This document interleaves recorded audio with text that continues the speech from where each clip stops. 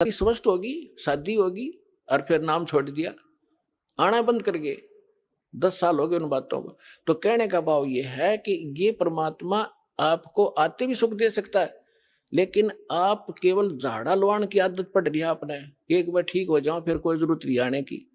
और हमारा उद्देश्य ये है कि ये तो सुख आपको मिलेगा ही मिलेगा, लेकिन हम बार बार आपको यहाँ बुला करके आप भक्ति से और ज्ञान से परिपक्व करना चाहते हैं, ताकि आपके संस्कार भक्ति वाले बढ़े। एक कष्ट तो आपका दूर हो गया, आपके तो जीवन में 20 और हैं ऐसे ऐसे, फिर वो तोड़ देंगे दे, या आपकी बहुत बुरा हाल कर देंगे। तो पुण्यात्माओं, ये ना समझना कि आप ठीक नहीं होगे, सभी ठीक होंगे, लेकिन परमात्मा अपने हिसाब से करेगा, और लेकिन आप पर आपत्ति नहीं आने देगा। तो इसलिए आप परमात्मा के इस ऑपरेशन में जो कर रहा है, इसमें ऑब्जेक्शन मत करना। जैसे कोई रोगी है और डॉक्टर के पास जाता है, डॉक्टर अपने हिसाब से कर रहा है, तो उसमें बीच में अगर मरीज अपनी टांग अड़ावे कि ना ऐसे नहीं ऐसे कर दे, तो वो काम बिगाड़ देगा, वो ऑपरेशन खराब हो जाएगा उसका। तो परमात्मा आपको सुख देगा, आपके सिर पर हाथ रखेगा, आपके बच्चों की सुरक्षा करेगा और आपको मोक्ष देगा। आप विश्वास के साथ लगे रहना। बोलो सतगुरुदेव।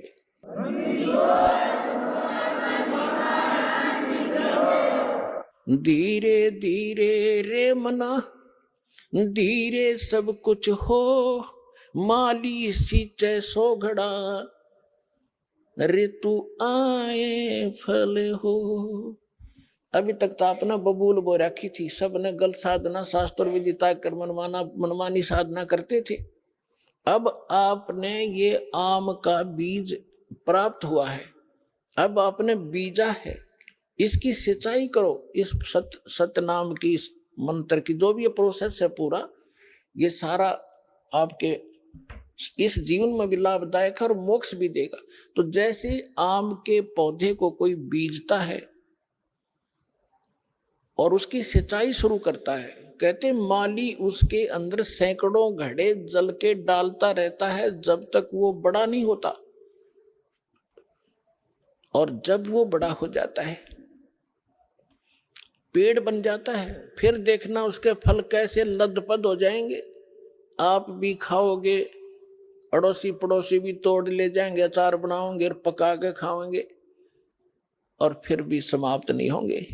तो ये आम का यानी सत भक्ति रूपी पौधा आपने इब बोया है, इसमें थोड़ा समय देना भगवान को, अगले दिन फल तोड़ने की चेष्टा ना करना, लेकिन ये समर्थ है, कुछ सहयोग आपको वैसे अपने कोटे से देना शुरू कर देगा। समर्थ है ये, अपने अपने भी कोटे से आपको राहत देगा। नहीं आपके संस्कार अच्छे नहीं थे, अच्छे होते तो अब यहाँ दुखी नहीं होते।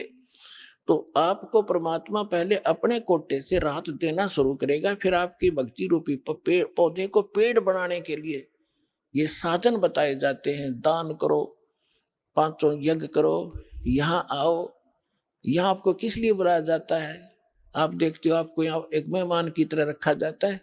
आपके भाई बहन जो पहले से लगे हुए हैं आपके लिए भोजन तैयार करते हैं, आपके लिए मैट बिछाते हैं, सारी सुविधा करते हैं, ताकि आप परमात्मा के बच्चे हो और आप इस परमात्मा को पहचाने। यहाँ आओगे, कहते हैं संत मिलन को चालियो, तज माया अभिमान, जो जो कदम आगे रखे ओहे यज्ञ समान।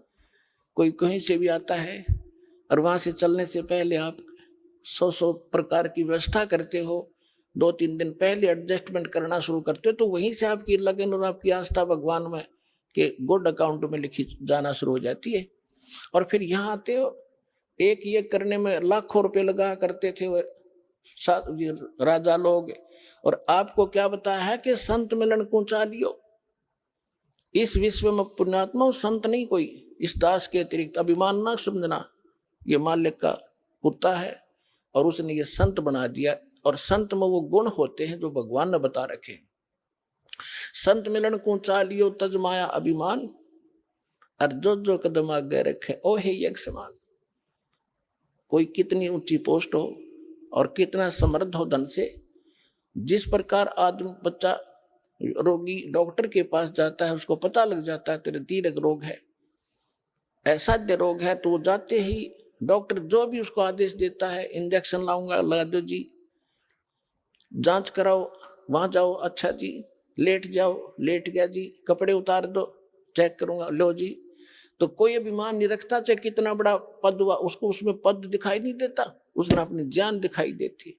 तो यहां जब आप इस परमात्मा के लिए चलो, एक बालक बन के, एक अधीन, एक रोगी समझ के, वैसे तो आपको ज्ञान हो जाएगा धीरे धीरे जीव की औकात क्या है।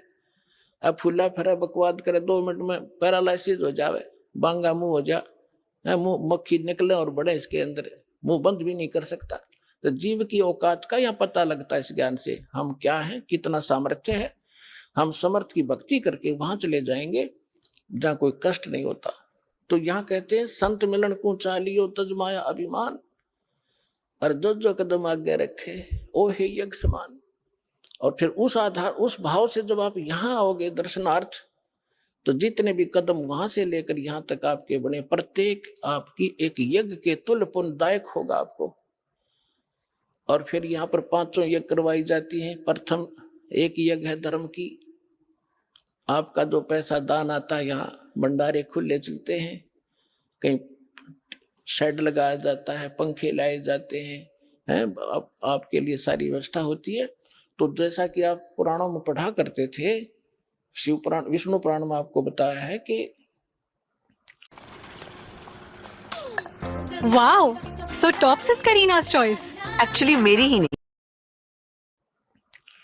श्राद्धों के विषय में एक जानकारी दी है कि यदि कोई योगी को भोजन करा दिया जाए, योगी ये नहीं होता जो पेट का पानी ला के दिखा दो, ऊपर न पैर करके खड़े हो जाए, नहीं।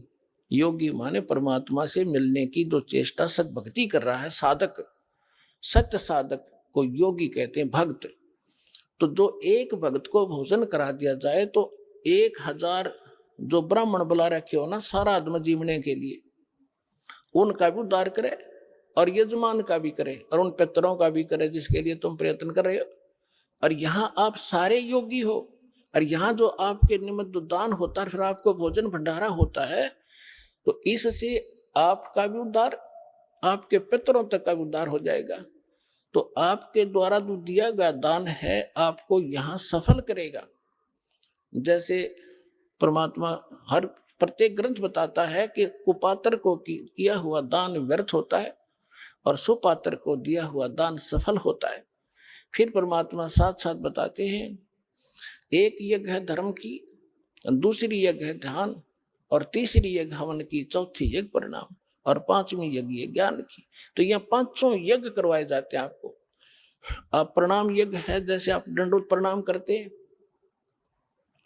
लेकिन हृदय से करे, देखा देखी करी हुई उस प्रणाम का पुण्य नहीं मिलेगा। जैसे परमात्मा की वाणी में लिखा है, जय गोपाल दंडवत करो, बावे पैरों पड़ प्रणाम, पर दुआ करो दिल पाक से, असला असल सलाम।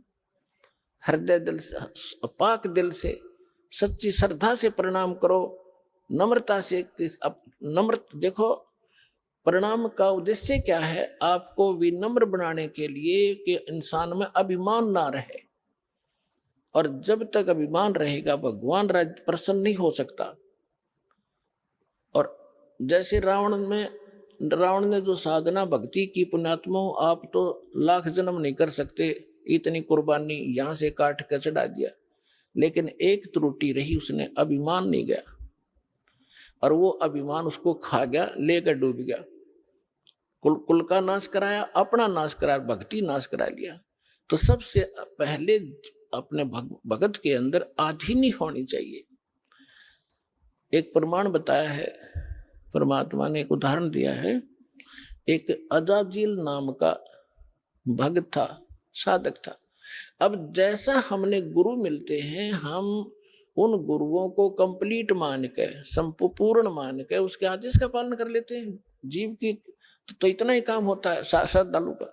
अब इन्होंने क्या कर रखा है कि राम नाम की गाड़ी की ब्रांड टिक रखी है। किसी ने तो एक पहिया ले रखा है, व्हील, उसको घुमा रखा, आ जाइए राम नाम की गाड़ी, तुम भी दिखाओ इसको। किसी ने एक स्टीयरिंग ले रखा, किया राम नाम की गाड़ी है। अब जैसे कोई हवन करते फिरते हैं, कहते यह भक्ति है। कोई सुबह शाम के नित्य-नेम कर लेते हैं, छोटे मोटे गीता का, कोई वेदों का, कोई कहते यही भक्ति है। ये सारी मिला के भक्ति बना है। तो उसको एक पहिया दे रखा था उसके गुरु ने कि बेटा प्रणाम करा कर, और प्रणाम करने से तेरा स्वर्ग में वास हो जाए। क्योंकि ये जो यज्ञ हैं, जब तक हमें सत्साधना न मिलती है, स्वर्ग तक की साधना है। लेकिन हम इन यज्ञों को स्वर्ग के लिए नहीं, अपने मोक्ष के लिए प्रयोग करेंगे। हम जिसका हमारे ऊपर कर्जा है उनको ये पकड़ा देंगे कि आप अपना ये ऋण पकड़ो, हमने तुम्हारे लोक में वो रेस्टोरेंट नहीं चाहिए, हम आगे को चलने वाले हैं। उस अजाजील ने अपने जीवन काल में, पहले लाखों वर्षों की आयु होती थी, 1 अरब प्रणाम की, दंडवत प्रणाम लेट लेट के। और जब वो ऊपर गया, विष्णु जी को इष्ट मानता था, विष्णु जी के लोक में गया। अपने आत्मा जो भी क्रियाएं आप यहाँ कर रहे हो, जैसा भाव आपका है, आपकी भी ऐसी परीक्षा होगी त्रिकुटी पर जाके। और जैसी श्रद्धा आपकी इस दास के प्रति यहाँ होगी, ऐसी वहां होगी, तो वहां परमात्मा आपको इस दास के रूप में मिलेगा। तो अजाजिल नाम का वो श्रद्धालु जब प्रणाम करता था, प्रणाम यज्ञ किया करता था, उसमें इतनी भक्ति उस सतर की जो स्वर्ग तक जाने की और वहां पर पद पोस्ट पाने की, इस प्रणाम यज्ञ से इतना संग्रह हो गया उसकी भक्ति कि विष्णु जी के लोक में जब गया तो विष्णु जी ने कहा कि भाई बहुत ज्यादा भक्ति की तूने, यानी बहुत अच्छी साधना की बच्चा, साधना के अंदर ये सारा कुछ आ जाता है। तो उसने कहा जी हाँ, साधना खूब की, 11 अरब बंदगी कर रखी है मैंने। तो विष्णु जी ने कहा कि अभी तेरे अंदर तो बड़ी सिद्धि भी आ गई है। अच्छा जी, हाँ, एक बच्चा बना दे, एक लड़का उत्पन्न कर। तो उसने कहा जी कैसे करूं, मुझे तो पता नहीं। तो भगवान ने कहा विष्णु जी ने कि ये कह दे कि नर भव। उसने ऐसे कह दिया नर भव, एक जवान लड़का सामने खड़ा हो गया। तो भगवान विष्णु ने कहा कि ये तेरे वचन से उत्पन्न है और ये तेरा पुत्र हो गया, वचन का पुत्र हो गया। बोला अच्छा ठीक है, और खुश हो गया कि देख मेरे में कितनी शक्ति होगी। जैसे हम सुना करते थे कि वाल्मीकि जी ने जब सीता गर्भवती थी, सीता जी, और वो निकाल दी थी भगवान रामचंद्र जी ने, वाल्मीकि जी के आश्रम में गई थी, और वाल्मीकि जी उसके एक लड़का उत्पन्न हुआ था, लव, उसका नाम रख दिया। फिर काफी लंबी कहानी तो आपने सब ने पता है। फिर वाल्मीकि जी ने एक लड़का कुश से बना दिया था अपने वचन से। आज के युग में तो ये लोग मानने को तैयार नहीं, क्योंकि साइंस खा गई इनके बुद्धि ने, अध्यात्म वाली बुद्धि ने, लेकिन वो सही था। अब वो जितनी बैटरी चार्ज की थी वो उतना थोड़ा बहुत कर सकते हैं। तो उसे भगवान या मोक्ष, भगवान नहीं बन गए वो और मोक्ष नहीं हुआ उनका। तो वहां जब वो लड़का हुआ तो बड़ा खुश हुआ कि स्वर्ग में मेरा एक पुत्र हो गया, यहाँ इसके साथ रहा करूंगा। फिर भगवान विष्णु ने कहा कि अजाजिल इसको प्रणाम कर, दंडवत। अब वो तो उसका तो गेम में यही था, इसी मैच के कारण, गेम के कारण तो यू इस पद पर पहुंचा था। तो उसने बोला ना करूं इसको। क्यों भाई? भगवान बोले क्यों नहीं करे इसको प्रणाम, कि ना करूं, ये तो मेरा पुत्र है, मेरे वचन से हुआ है। अब भगवान विष्णु ने सोचा ये तो भाई फेल हो गया परीक्षा में। फिर भी उन्होंने सोचा चल थोड़ा सा इसको ग्रेस मार्ग दे देता हूं, जब बुद्धि काम कर जाती इसकी।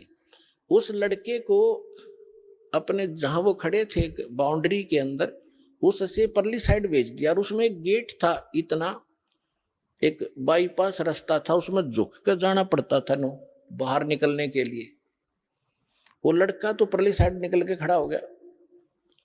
अब भगवान ने सोचा इस अजाजिल को मैं इस गेट से निकाल ले चलता हूं, और ये झुके ज्ञाना से झुक कर निकलेगा तो मैं मान लूंगा भाई चल इसका ये नाश ना होगा भक्ति का, जिसी भी इसने भक्ति की है। तो भगवान भी समेत मुकट के झुक कर निकल के, उसका सामने लड़का खड़ा था। अजाजिल से कहा कि आजा अजाजिल, तुझे स्वर्ग की सैर करा के लाता हूं। तो अजाजिल बोला मैं सब जानता हूं, तू छलिया है, तो मेरी फिर मजाक करेगा कि देखा ना मैं झुक के निकलूंगा तो परिणाम हो जाएगा मेरा लड़के को। और तो आप जो है ना मेरे साथ धोखा करना चाहते हैं, मैं ऐसा अनजान नहीं हूं, बिल्कुल नहीं करूंगा, नहीं आऊंगा। तो परमात्मा बोले जा भूतनी के निकल यहां से। वो वहां से पटक दिया ठाक है और सारी वह भक्ति कैंसिल कर दी। कहते हैं बेअदबी भावनी साहिब के ताही अजाजिल की बंदगी पलमा ही भाई। जब प्रणाम कर रहा है और जिस उद्देश्य को लेकर करा, फिर वो अकड़ने की नो खाक तो नहीं वो साधना की, क्या रिहर्सल किया। तो पुण्यात्माओं ये जो रिहर्सल आपसे कराई जाती है, कहते हैं जय गोपाल दंडवत कर और पैरा पड़ प्रणाम, दुआ करो दिल पाक से असला असली इस्लाम। तो इस प्रकार आपको यहाँ जो रिहर्सल कराई जाती है, जो ज्ञान दिया जाता है, ये आपके इस भक्ति रूपी सफर में कदम कदम पर आपका काम आओगा। और ये प्लस और माइनस, ये फॉल पॉइंट आपको बताए जाते हैं ताकि आप इस भक्ति को नाश ना कर लो। कहते जैसे माता गर्भ को, जैसे माता गर्भ को रखे यत्न बनाए, ठेस लगे ते क्षण होवे तेरी ऐसे भक्ति जावे। आए है जैसे किसी बहन को गर्भ रहा हो, वो कितनी सावधानी बरतती है उस अपने लाल को, लड़के या लड़की को परिपक्व करने के लिए। जब करवट लेती है रात ने एकदम बिदक के उठे कि मेरे बच्चे का दाब ना लगी हो, ऊंचे नीचे पर चलती है तब कहीं पैर ऊंचे नीचे पर ना टिक जावे, कोई ऐसा खाना ना खा लूं जिससे मेरी गर्भपात हो जावे। तो इस प्रकार परमात्मा कहते हैं जैसे माता गर्भ को राखे यतन बना और ठेस लगे तो छन्न हो तेरी ऐसे भक्ति जा। तो पुण्यात्माओं इस भक्ति के साथ साथ सावधानी और मर्यादा अति आवश्यक है, तब आपको सफलता मिलेगी। तो सौभाग्य आपका, आपको सतलोकाश्रम बरवाला माने का शुभ अवसर प्राप्त हुआ और वो अनमोल ज्ञान और अनमोल साधना मिली जिसके लिए देवता भी तरस रहे हैं। धन्य आपके माता पिता जिनसे जन्म हुआ। बोलो सतगुरुदेव।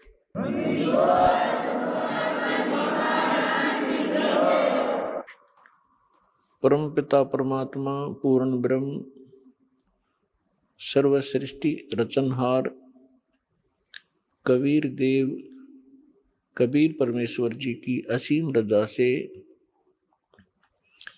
आप सभी पुण्यात्माएं सत्संग सुनने के लिए उपस्थित हुए। इस विश्व के अंदर प्रथम तो मानव जन्म दुर्लभ है और दूसरा सतगुरु सत्संग मिलना ये उससे भी दुर्लभ है। तो आप पुण्यात्माओं को वो दोनों ही पदार्थ सुलभ हैं। मानव शरीर प्राप्त है, सतगुरु और सत्संग प्राप्त है। तो पुण्यात्माओं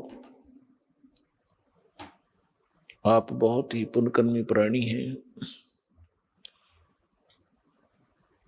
यदि सतगुरु नहीं मिलते, आप कितने ही पुण्यकर्मी होते, आपके सभी पुण्य एक दिन अक्षीण हो जाने थे।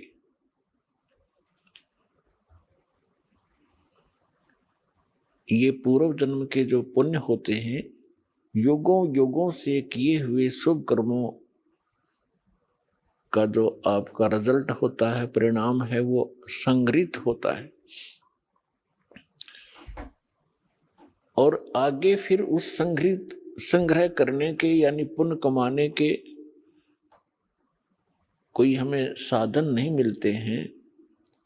तो उस पुण्यकर्मी प्राणी जो पूर्व जन्म से युगों युगों से पुण्य इकट्ठे किए हुए है, उसकी ऐसी स्थिति होती है जैसे इन्वर्टर की बैटरी चार्ज कर ली जाए और चार्ज फुल होगी और फिर चार्जर उसका है नहीं, आगे चार्जर नहीं लगाया या कोई कनेक्शन नहीं है उसका बिजली से, चार्जर भी लगा रखा है तो वो कनेक्शन ठीक ना हो, लाइट ना हो उस स्विच के अंदर, तो फिर क्या कैसा महसूस होता है, कैसे लगता है, उसके साथ कैसा धोखा होता है।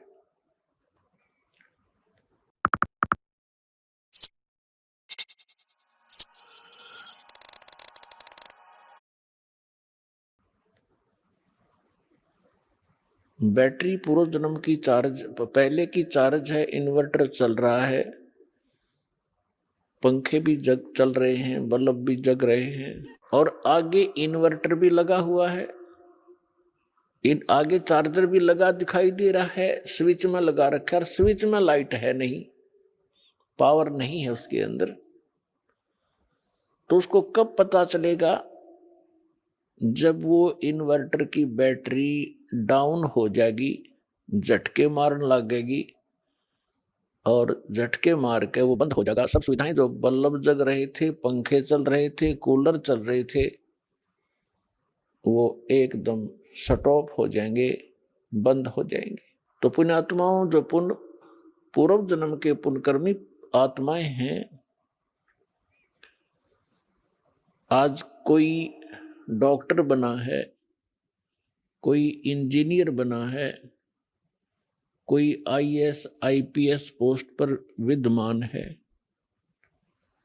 कोई एमएलए एमपी मंत्री मुख्यमंत्री बना है, या कोई अच्छा सेठ साहूकार बना है, या कोई अन्य उसके पास सुविधा उपलब्ध है,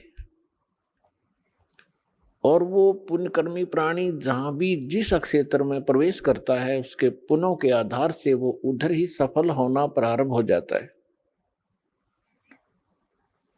क्योंकि उसने पूर्व जन्म की बैटरी वह चार्ज है उसकी। और आगे यदि वो सत भक्ति नहीं कर रहा है, तो उसका वो पुण्य कर्मों को संग्रह करने का चार्जर नहीं लगा हुआ है,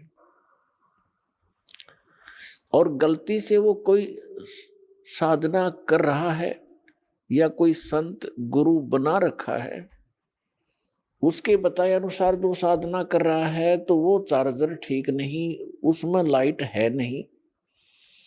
परिणाम के तौर पर उदाहरणार्थ आपको बताते हैं कि गीता अध्याय नंबर 16 के श्लोक नंबर 23 और 24 में ये स्पष्ट किया है कि अर्जुन शास्त्र विधि को त्याग कर जो मनमाना आचरण करते हैं, यानी मनमानी पूजाएं करते हैं, उनको न सुख होता है, न उनको कोई सिद्धि प्राप्त होती है, और न ही उनकी परम गति होती है, अर्थात यूजलेस।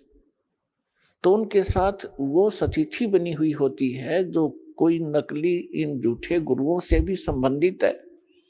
उसको लग रहा है कि मैंने चार्जर लगा रखा है, लेकिन वो चार्जर ठीक ठिकाने नहीं लगा हुआ है, वो गलत स्थान पर लगा हुआ है। अब जब तक उसके पुण्य चलेंगे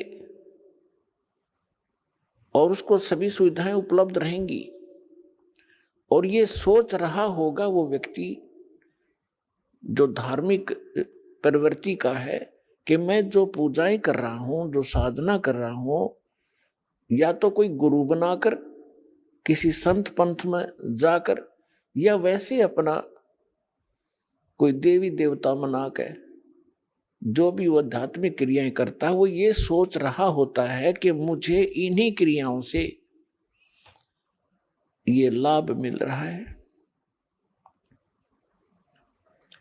अब उस स्थिति में उसको कोई हमारा भक्त जाकर समझाने की चेष्टा करे कि आपकी भक्ति ठीक नहीं, आपके साधन जो है भक्ति के ये व्यर्थ हैं, तो वो व्यक्ति बिल्कुल मानने को तैयार नहीं, क्योंकि उसको अध्यात्म ज्ञान अब का अभाव है, और वो ये कहेगा कि मुझे सब सुविधाएं उपलब्ध हैं, अच्छी पोस्ट है, बच्चे भी अच्छे पढ़ रहे हैं, उनको अच्छी पोस्ट प्राप्त हो गई है, मेरे को सब सुख है, ये मेरे गुरुदेव की कृपा है, मेरे इष्ट देव की या मेरे इष्ट देव की कृपा है।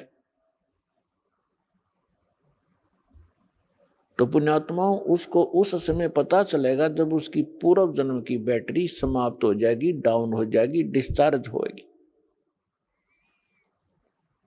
उस समय देर बहुत हो चुकी होगी, फिर उसके सामने रोने के अतिरिक्त कुछ भी शेष नहीं बचेगा। इसके लिए दास बार बार प्रार्थना कर रहा है कि कम से कम जो दास आपके गुरु जी के विषय में, आप जी की साधना के विषय में कोई टिप्पणी कर रहा है, आप उसको आलोचना मानते हो, उस आलोचना को कम से कम कंपेयर कर लो कि ये सरफरा व्यक्ति क्यों बार बार हमारी साधनाओं को गलत बता रहा है, इस उद्देश्य से देख लो। लेकिन इधर सोचना भी पसंद नहीं करते वो भोली आत्माएं।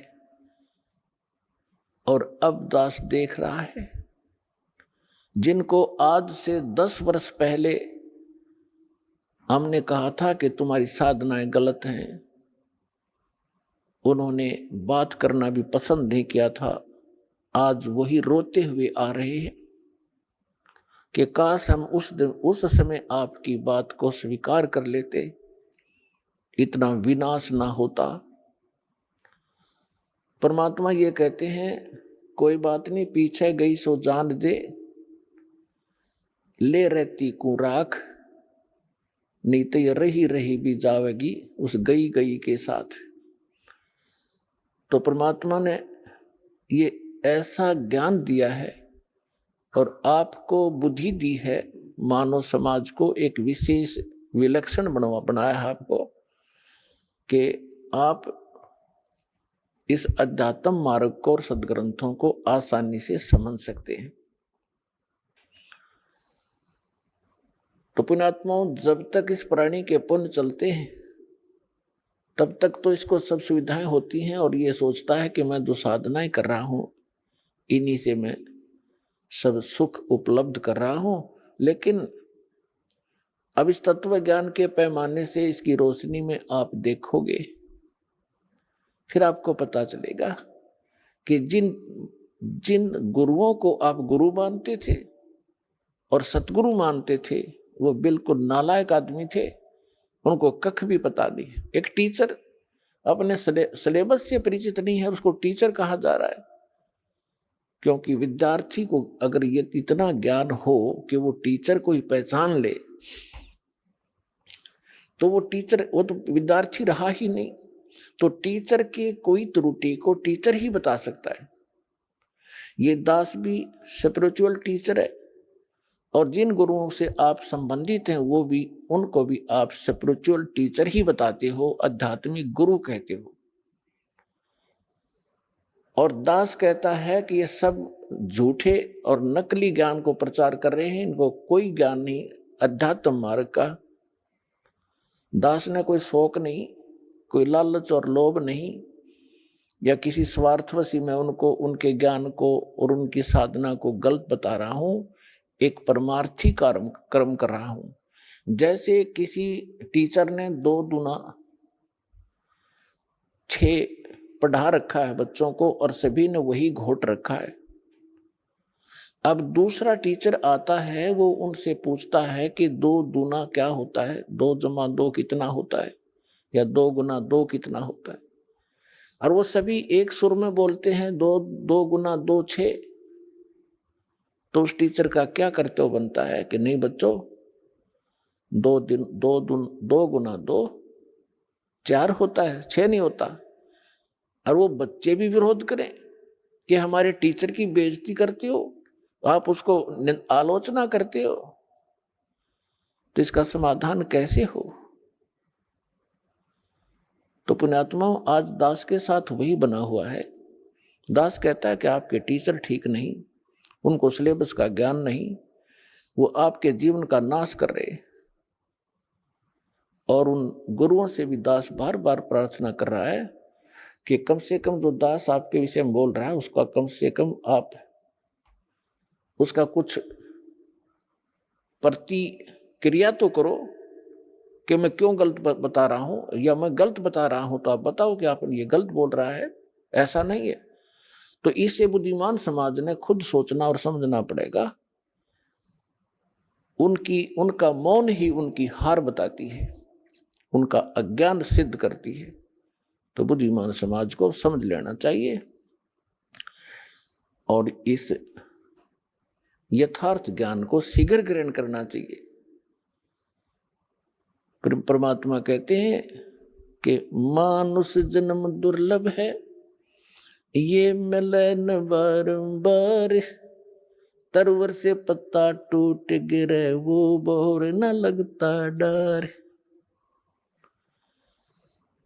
मानुष जन्म की कितनी कीमत बताई है, एक श्वास की कितनी कीमत है। कहता हूं कहीं जात हूं, कहूं बजा के ढोल, श्वास जो खाली जात है ये 3 लोक का मोल। ओए होए।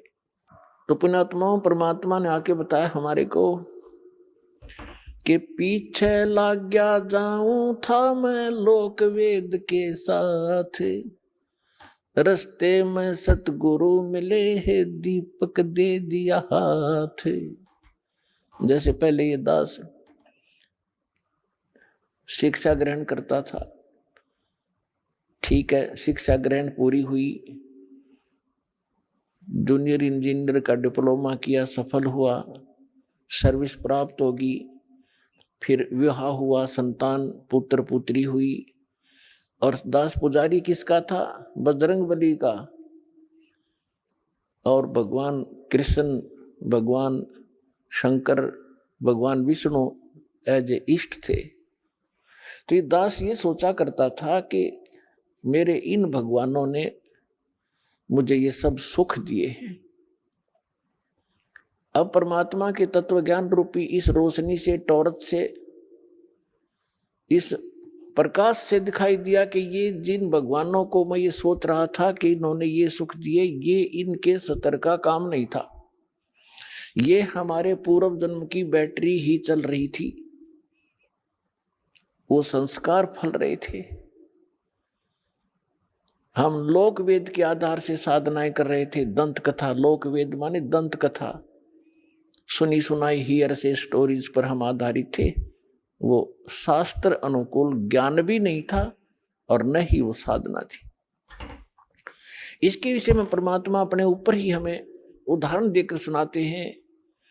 पीछे लग गया जाऊं था मैं लोक वेद के साथ, रस्ते में सतगुरु मिले दीपक दे दिया हाथ।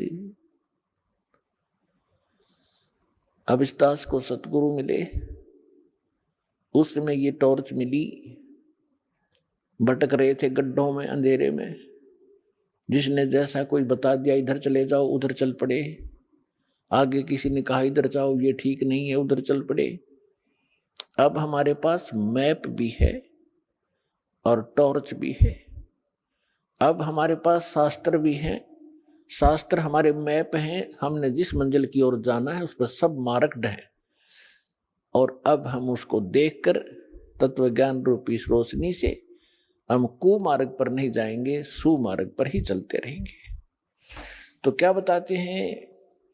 मात पिता मिल जाएंगे 184 में, सतगुरु सेवा और ये बंदगी फिर मिलन की नाम।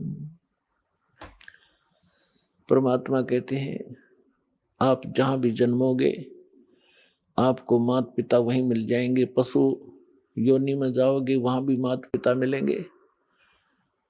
पक्षी की योनि में आप जन्म लोगे उस शरीर में भी आपको माता पिता मिलेंगे। मानव शरीर प्राप्त करोगे वहां भी माता पिता मिल जाएंगे। लेकिन सतगुरु सेवा, सतगुरु सेवा मीन सतगुरु के अनुसार बताई हुई पूजा। सेवा माने पूजा। और फिर वो भक्ति जो गुरु बतावे, सतगुरु बतावे, कहते फेर मिलन की ना। अब परमात्मा कहते हैं सतगुरु के उपदेश का लाया एक विचार, जय सतगुरु मिलते नहीं जाते नरक द्वार। नरक द्वार में दूत सब करते खेचा तान, उनसे कभू ना छूटता फिर फिरता चारों खानी। चार खानी में भरमता कभू न लगता पार, सो फेरा सब मिट गया मेरे सतगुरु के उपकार। परमात्मा ये हमारे जो कबीर साहिब हैं, ये हमारे पिता हैं। ये वो परमात्मा है जिसमें सर्वगुण संपन्न है। त्वमेव माता च पिता त्वमेव, त्वमेव बंधु च सखा त्वमेव, त्वमेव विद्या च द्रविण त्वमेव, त्वमेव सर्व मम देव देव। हे सब देवों के देव, सब भगवानों के भगवान, हे परमेश्वर, आप ही माता वाला गुण रखते हो, आप ही पिता वाला गुण रखते हैं। सच्चे भाई भी आप हैं, सच्चे साथी भी आप हैं, और हमारा धन भी आप ही हैं। कबीर और सब जग निर्धना, धनवंता ना कोई, धनवंता सो जानियो जिस पर राम नाम धन होए। तो यहाँ क्या बताते हैं परमात्मा, ये परमात्मा है। जैसे आदरणीय रामानंद स्वामी रामानंद जी को परमात्मा मिले, 104 वर्ष के वृद्ध थे और बड़े विद्वान प्रसिद्ध थे, चारों वेदों को कंठस्थ याद कर रखा था, गीता के सब श्लोक उनको जुबानी याद थे, पुराणों के वो मर्मज्ञ माने जाते थे, उपनिषदों के भी वो बड़े विद्वान कहलाते थे। 104 वर्ष की आयु हो चुकी थी जब परमात्मा लीला में आयु में 5 वर्ष के थे। उस 5 वर्ष के बालक ने 104 वर्ष के उस वृद्ध की ज्ञान के अंदर घिघी बांध दी। परमात्मा ने एक प्रश्न किया था स्वामी रामानंद जी से कि कौन ब्रह्मा का पिता है और कौन विष्णु की मां, शंकर का दादा कौन है, पंडित जी दे बता। अब रामानंद जी कहने लगे कि क्या बात कर रहे हो, इनके कोई माता पिता नहीं, ये तो स्वयंभू हैं। परमात्मा ने कहा कि मोती मुक्ता दर्शत नाही, ये जग है सब अंदरे, दिखत के तो नैन चश्म, इनका फिरा मोतिया बंदरे। ये विद्वान कवावे और कख पता नहीं न सदग्रंथों का। जैसे किसी को मोतिया बिंद का रोग आंखों में हो जाता है, उसकी आंखें स्वस्थ दिखाई देती है लेकिन उसको दिखता कुछ नहीं, वो दूसरे को स्वस्थ दिखाई देती है, उसको स्वयं को कुछ नहीं दिखाई दे रहा। इसलिए परमात्मा बताते हैं कि मोती मुक्ता दर्शत नाही, मोक्ष मार्ग रूपी जो मोती है, जो वास्तविक साधना है, इनको ज्ञान है, वो ज्ञान का पता नहीं। और ये दिखत के तो नैन चश्म, इनका फिरा मोतिया बंदरे। तो परमात्मा ने कहा कि आप शिव पुराण को पढ़कर देखिए स्वामी जी, रुद्र संहिता, उसमें परमात्मा ने बताया कि ऐसे ऐसे जिसको आप महाशिव कहते हो ये काल है, सारी कहानी सुनाई। उसको कंठस्थ याद थे, स्वामी जी को तुरंत समझ गए। बुद्धिमान व्यक्ति को समझाना इस अध्यात्म ज्ञान से, जो दास ज्ञान दे रहा परमात्मा का दिया हुआ, बुद्धिमान समाज जो थोड़ा सा भी आध्यात्मिक रुचि रखता है और सदग्रंथों का थोड़ा बहुत वो अध्ययन करता रहा है, उसको समझाना बहुत आसान है। जिन सदग्रंथों को डेली पढ़ा करता था उसको पता नहीं था ये हमें बताना क्या चाहते हैं। तो उसी समय रामानंद जी परमात्मा बताते गए, उनको याद थे, कंठस्थ याद थे, शेर लाते गए, कहा बिल्कुल ठीक, ऐसा ही है, ऐसा ही है। तो उसके बाद रामानंद जी ने अपनी फिर एक तगड़मबाजी अड़ाई कि बच्चा मैं समाधिस्थ होता हूं तो मेरी समाधि बहुत दूर पहुंच जाती है, मेडिटेशन। परमात्मा ने कहा कि लगाइए आपकी समाधि, देखते हैं कहां तक जाती है। स्वामी रामानंद जी ने, उनका रोज का अभ्यास था, 1 सेकंड में समाधिस्थ हुए। कहते योग युक्त प्राणायाम कर, जीता सकल शरीर, त्रिवेणी के घाट पर वो अटक रहे बलबीरे। त्रिवेणी के वहां जाकर 3 रास्ते हो जाते आगे चल के। अब जंगल के अंदर तो एक ही रास्ता विचलित, 2 ही रास्ते विचलित कर देते हैं। अननोन व्यक्ति को जो कभी पहले उधर ना गया हो, वहां जाके विचलित हो गए, खड़े हो गए। तो परमात्मा वहां दिखाई दिए कबीर साहब उसी उम्र में, एज में 5 वर्ष की आयु, और उनसे पूछा कि स्वामी जी अब कहाँ जाओगे? ये उन्होंने बताया कि तीनों रास्ते बंद हैं और ये रास्ते आपके लिए उस समय खुलेगा जिस लोक की, जिस इष्ट की आपने साधना कर रखी है, उस समय आपका ये रास्ता खुलेगा, लेफ्ट वाला। और ये एक सुरंग है, सीधा रास्ता है, गैलरी है। सबसे पहले उस गैलरी में सेक्रेटरीएट समझोइए, और वहां सबसे पहले धर्मराज का दरबार आएगा। वहां आपका अकाउंट लिया जाएगा और जिस भी इष्ट की आपने पूजा की है उसी लोग को आपको भेज दिया जाएगा। और जो राइट का रास्ता है ये अलग से एक स्थान है, 88,000 खेड़े बताए हैं, 88,000 द्वीप हैं ये। इनमें वो हंस भेजे जाते हैं जो ब्रह्म के साधक होते हैं और उनको अलग से राज्य दिया जाता है वहां का। और जो सामने वाला रास्ता ये ब्रह्मरंध्र है, ये सामने वाला रास्ता ये ब्रह्मरंध्र है। ये तुम्हारे किसी मंत्र से नहीं खुल सकता, ना ओम मंत्र से, ना ओम नमः शिवाय से, और ना ही तुम्हारे अन्य किसी जाप से। ये खुलेगा मेरे सतनाम से, इस 2 अक्षर के नाम से, जो मेरे पास वो मंत्र है। रामानंद जी से कहा परमात्मा ने कि आप कोशिश करो अपने सब मंत्र जंतर जो आपने आज तक साधना की है, आपने तो 16 वर्ष की आयु में भक्ति स्टार्ट की थी, 104 वर्ष के हो गए, जो करना था कर लिया। अब प्रयोग करके देख लो आपकी वो साधना कितनी सफल है, सक्षम है। अब रामानंद जी ने सारे जंतर मंत्र कर दिए, वो गेट ना खुला। तो परमात्मा ने कहा मैं खोलूं। श्वास सिमरण किया मालिक ने।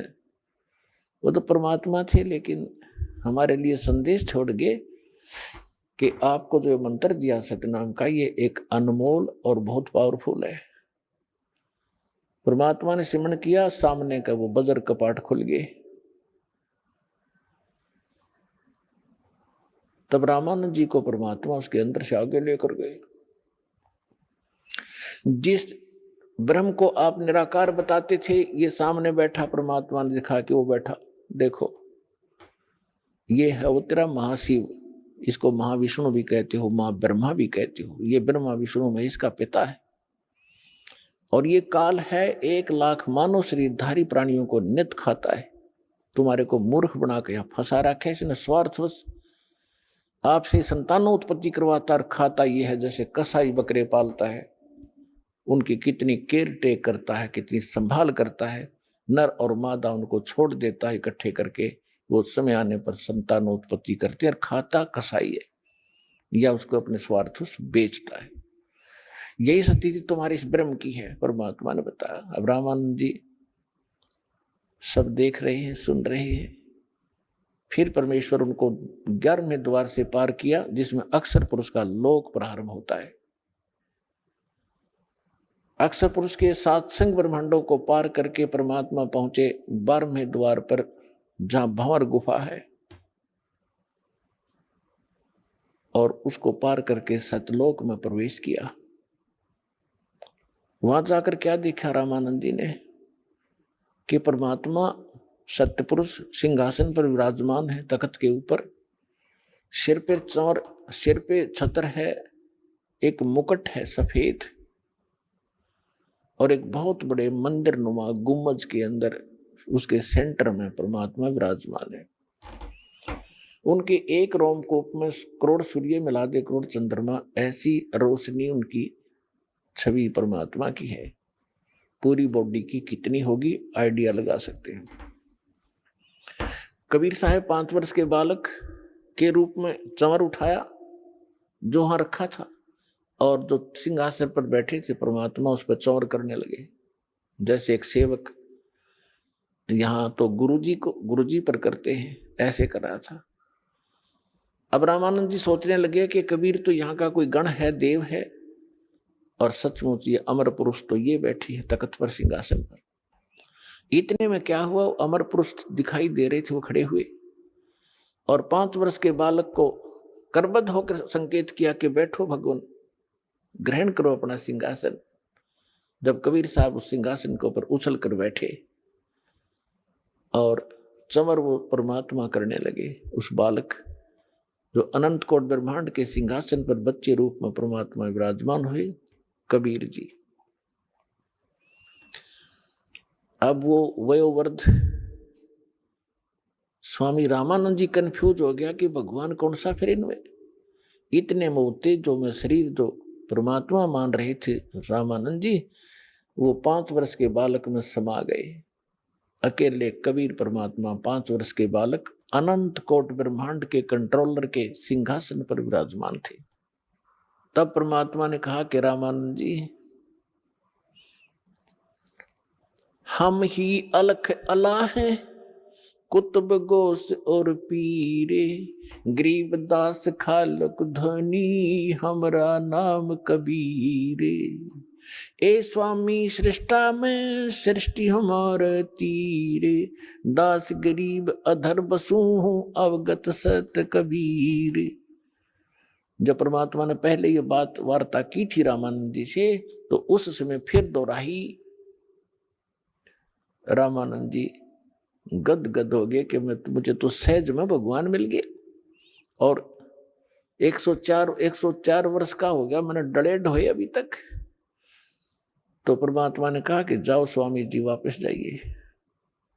इतना ही कहा था कि बड़े वेग से स्वामी जी की आत्मा बॉडी में आ गई, और एकदम ऐसे देखा सामने, तो सामने वही सूरत, वही मूर्त, 5 वर्ष का बालक सामने बैठा, चरणों में गिर गया। 104 साल का, 104 वर्ष का विद्वान पाक रहा था, बिना ज्ञान के न्यू डले डोआ प्राणी। अब दुनिया में महिमा थी, 1400 ऋषि शेष बना रखे थे, तो उसके ज्ञान का प्रचार किया करते थे। अपन आत्मा ब्राह्मण वही होता है, कहते ब्राह्मण सोए जो ब्रह्म पछाणे।